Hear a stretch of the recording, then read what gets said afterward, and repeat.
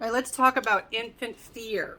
All right, so we are talking about infants. We are talking about the first year here. And some parents think that fear is a bad thing. Sometimes you especially see this with parents of boys, where we want them to be strong. We don't want them to show weakness. We don't want them to show fear. You want your infant to exhibit fear. It is normal. It's a sign of healthy brain development.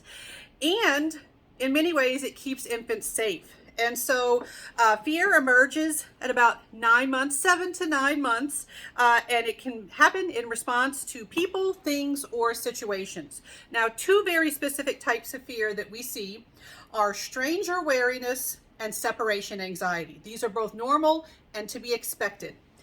In fact, both of these things mean that if you're going to be putting your child into daycare between 7 and 9 months, they often tell you it would be more difficult if you start that between 7 and 9 months. I know because I did that. So stranger wariness. There are familiar people that the infant is used to that they like being around.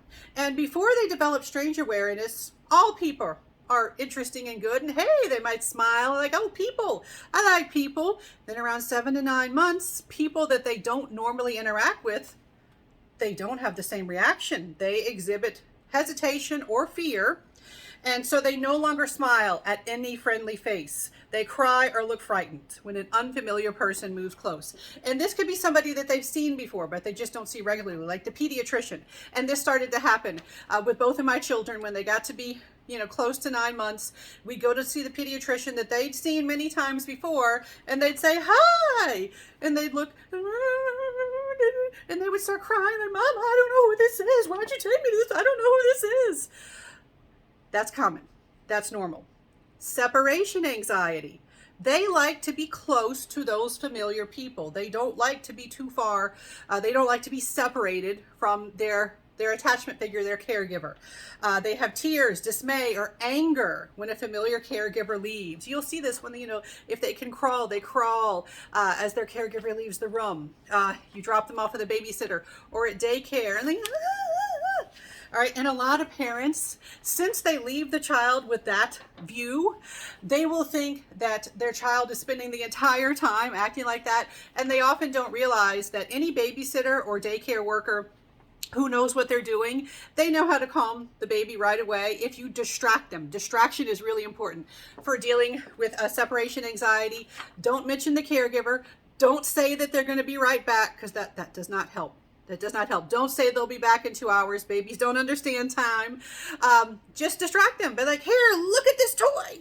Distract them, and they have little baby memories. They will be fine. And so you come back, they're fine. But when that initial separation, that initial leaving, they show distress.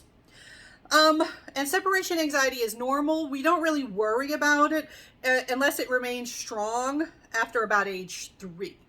And even then, it's not necessarily, you can look into it as a possible sign of an emotional disorder like anxiety, but only after age 3. You expect your infants, and this continues into toddlerhood, you expect this behavior. Why could this fear be good, be beneficial? How can it keep infants safe? Let's think of an infant, 7 to 9 months.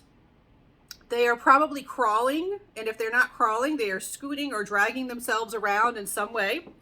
They are on the verge of being able to walk. Between 10 to 14 months, they're going to be able to walk on their own. Imagine they get this new mobility, this ability to move around. If they did not fear strangers, and they didn't have a preference of staying near the people who were invested in caring with them, they'd be in a lot of danger. They'd get in a lot of trouble. This is beneficial. These two fear instincts, they help keep them safe. So you want to see these types of fear in an infant. All right, so in a future video, I'm going to talk about some additional emotions that we see in toddlers.